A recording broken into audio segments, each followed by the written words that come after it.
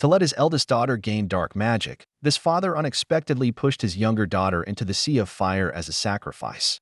Surprisingly, Leslie not only survived but also fully awakened her own dark magic. Meanwhile, her sister's dark magic only awakened partially. Once synonymous with humility and weakness, Leslie decided to change herself after seeing the true faces of her three close relatives. Her first step was to escape from this cruel family.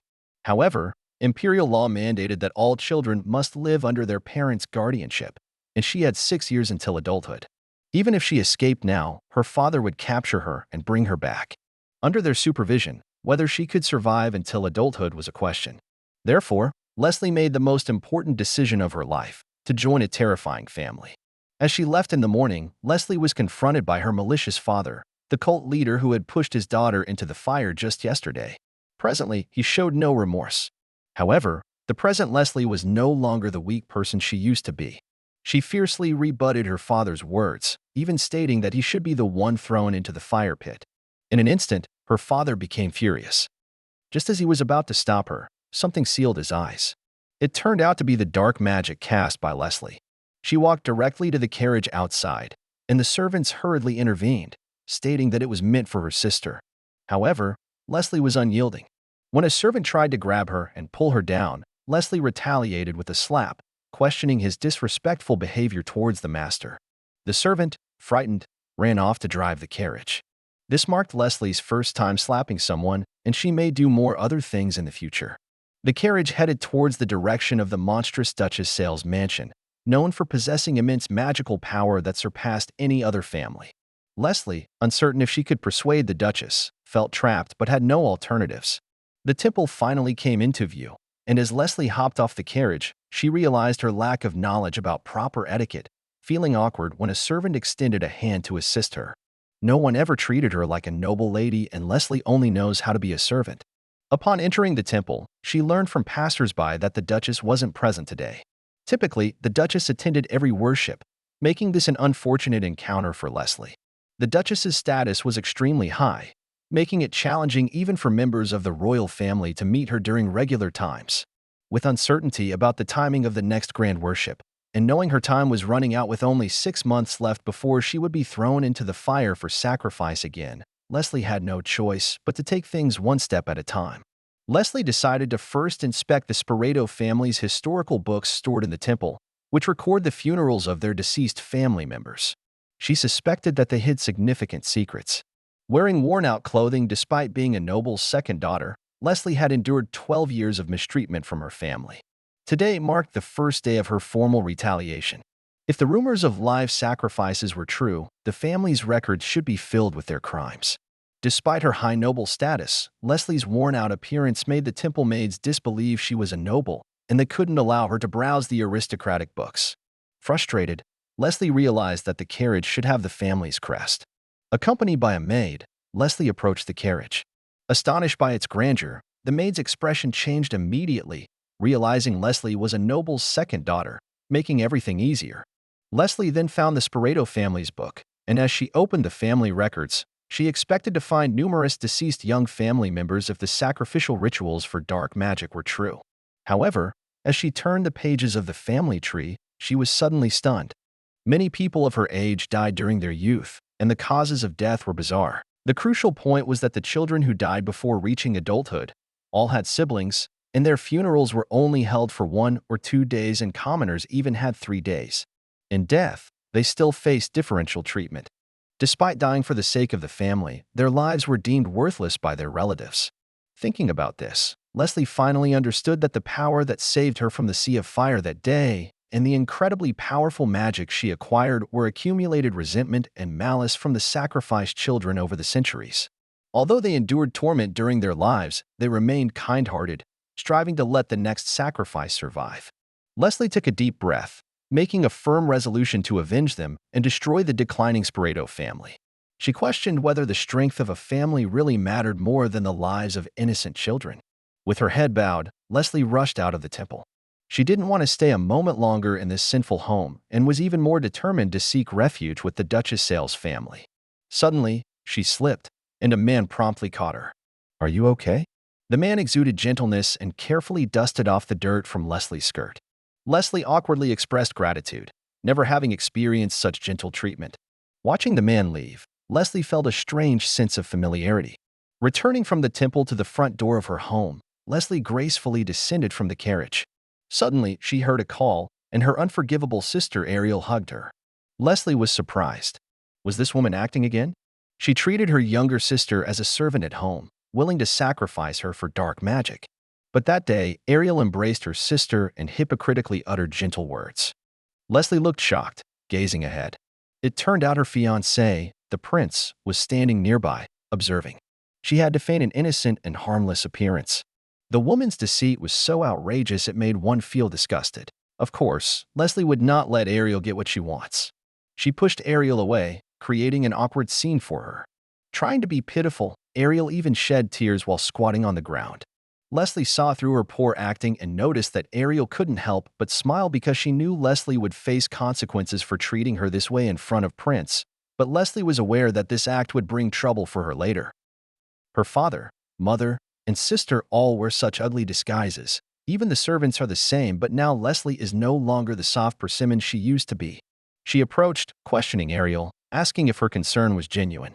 Ariel was somewhat perplexed. Shouldn't she be afraid and not dare to show herself at a time like this? However, she had no choice but to continue the act. Have you forgotten? You threw me into the fire pit because you loved me, Leslie said with a hint of sarcasm. Ariel looked terrified. This matter must not be heard by the prince. Ariel continued her shameless act, pretending to be frightened, softly saying, "Do you dare to be arrogant to me because of such a small thing?" In front of her, her sister Leslie suddenly revealed a strong aura. Ariel couldn't help but feel a bit trembling. Leslie said Ariel was the true daughter of the demon family. The words she spoke were just like their cruel father. Seeing the aura behind Leslie, Ariel realized that Leslie had obtained the dark magic he had been longing for. Leslie sneered, "What if father knows that I'm the child who can revive the family? Will sister become like the old me?" Ariel was scared, breaking into a cold sweat and falling to the ground with a thump. However, Leslie didn't want the so-called love from these supposed family members. She just wanted to gradually push this malicious family to its demise. Ariel awkwardly caught up, grabbing Leslie's sleeve and accidentally tearing the clothes. Leslie's burnt arm was also seen by the prince. He calmly and elegantly explained, "This is a gift left by sister. It's quite beautiful, isn't it?" Then she walked away. This confident demeanor is truly exceptionally charming. Shortly after returning home, someone was punishing her on behalf of her sister. The servant rudely lifted her blankets, forcefully pulling her delicate arm, and questioned why she would slander the young lady. "The burn on your body is clearly because of your own stupidity, bumping into the kettle and getting burned." Then, they forcefully dragged Leslie, indicating that they would punish her in the old way. Oh my goodness, can a servant really do such a thing? But the current Leslie is no longer the good girl she used to be. With one hand, she was actively removing the servant's hand. She became so dominant that even the servants found it unbelievable. Leslie stated that she didn't lie. To be precise, this wound should be the legacy left to her by the entire family. In the future, she will gradually repay it. This arrogant woman deserves to be slapped in the face. Just a few days ago, she treated her younger sister, Leslie, like a servant. But today, she can't be so proud because Leslie gained dark magic when sacrificed. Once their parents know about it, their attention will surely shift to her sister, jeopardizing her position. However, she still wants to make a futile struggle.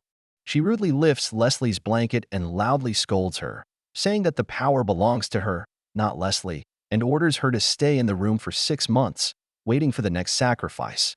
She boasts about the noble status of the Spoleto Marquis family, symbolized by her blonde hair and blue eyes, contrasting it with Leslie's white hair, and calling her a sacrifice. Good heavens, the first time seeing such a shameless woman.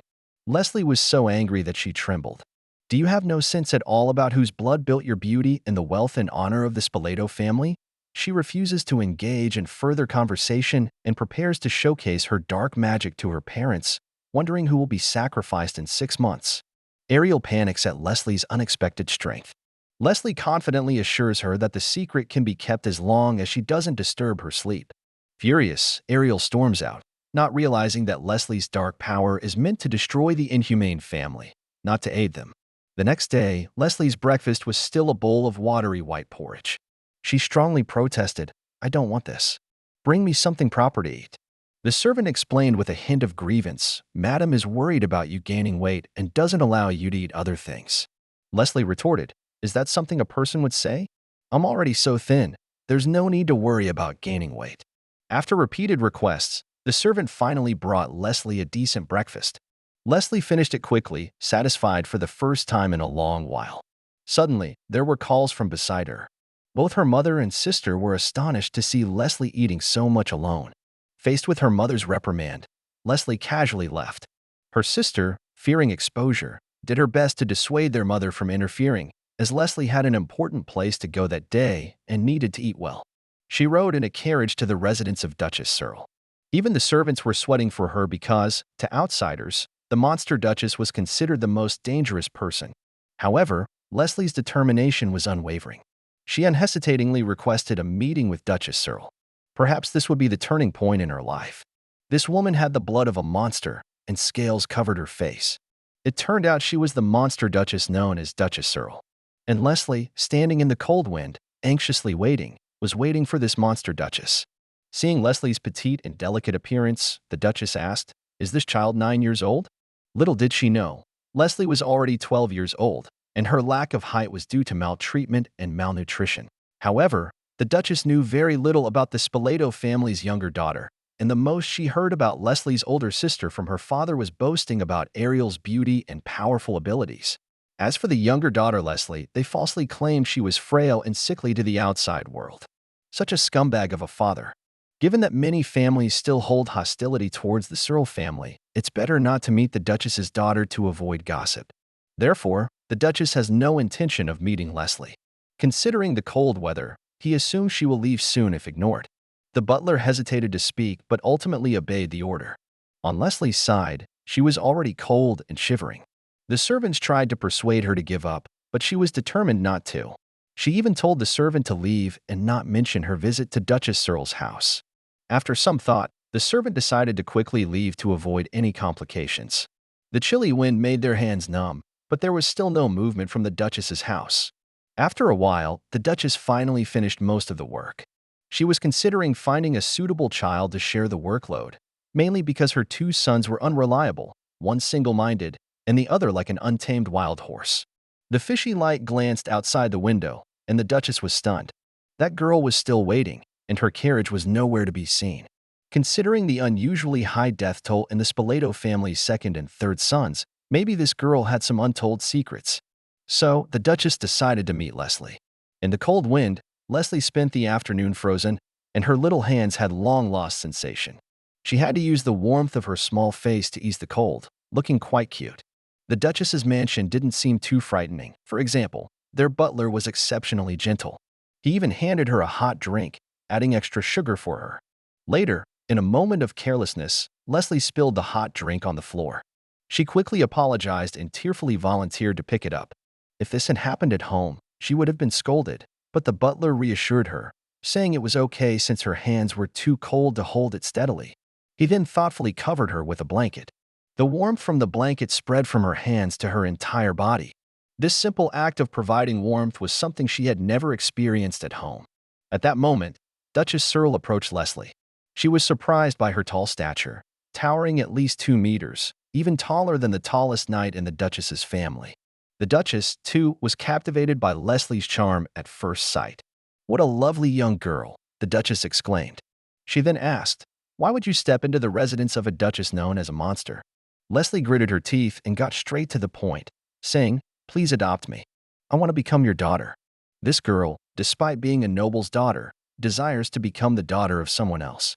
Hearing such an absurd request, even the experienced monster Duchess is shocked. However, upon closer observation of the girl's eyes, there is a desperate look of being pushed to the brink, fighting fiercely for survival. It's a look that the monster Duchess is all too familiar with. Leslie claims that she possesses something the Duchess desires. Then, with a wave of her small hand, dark power surges from her rough palm. With a thunderous roar, the entire mansion plunges into darkness. The sky turns pitch black in an instant, leaving even the servants bewildered, unable to comprehend what just happened. Even the monster Duchess is astonished by this seemingly frail girl. The Duchess grins, marveling at Leslie's incredible dark magic power at such a young age. Leslie confidently asserts that she will become the most powerful dark sorceress in the entire empire and across the continent. The monster Duchess, amused, asks, "Do you know what I really want?" Leslie admits she doesn't, but she's heard that the Duchess has searched through orphanages looking for girls. "Why do you want to become my adopted daughter?" the Duchess inquires. She thought a noble's daughter probably wouldn't be hungry or doing menial tasks. The truth is that Leslie is often hungry or doing menial tasks, but the crucial point is that even her life is at risk. She expresses her hope that the Duchess will protect her until she reaches adulthood, allowing her to live a normal life where she can read her favorite books, eat regular meals, and, if possible, marry and have children with someone she loves, and she will give up inheritance and succession rights. As she speaks, Leslie already has tears in her eyes. The Duchess saw the helplessness in her heart and said, "Perhaps there are other reasons. You might as well speak out." Leslie wiped away her tears with her sleeve and said with a determined look, "If possible, I would like to see the complete downfall of the Sporato family in the name of the Duchess of Searle." The Duchess asked, "Then why choose me? In such a situation, wouldn't it be better to seek the royal family?" Leslie replied, "They might just lightly punish them, and they won't let a prestigious family suddenly decline. The royal family is likely aware of the Sporato family's secrets, as this situation has lasted for at least 1,000 years. The royal family has gained significant support from it, creating a mutually beneficial relationship. So, the royal family will likely turn a blind eye." The Duchess was surprised at the girl's insightful analysis. She thought, "This little girl is quite outstanding. Although she looks small and short, with proper grooming, she should shine brightly. Moreover, she is a dark sorceress." The Duchess seemed to have accepted Leslie, but she wanted her to carefully consider. "Can you accept me taking off the mask? It might scare you." Leslie firmly stated that she wouldn't. As the mask slid off the Duchess's right face, Leslie's heart trembled. The Duchess mentioned that usually when children see this, they either cry a lot or tremble, and some even faint. However, Leslie compassionately remarked, "It looks painful. Because I also have similar scars, I can empathize." The Duke thought, "This child is indeed different from others." The next moment, Leslie's stomach made a growling sound. Embarrassed, she lowered her head. It seemed standing all day made her too hungry. The Duchess couldn't help but laugh and warmly invited her to share dinner. The delicious food made Leslie feel like the doors to a new world had opened. Suddenly, a voice called out, and when she turned to look, a tall man stood beside her. It turned out to be the son of the Duchess of Searle. This man had a stroke of luck, finding an adorable sister as soon as he returned home. Seeing the little girl in front of him, the man looked at his mother with confusion. Leslie, covering her mouth, felt a bit awkward. The Duke glanced at her and proudly said, "She is my daughter."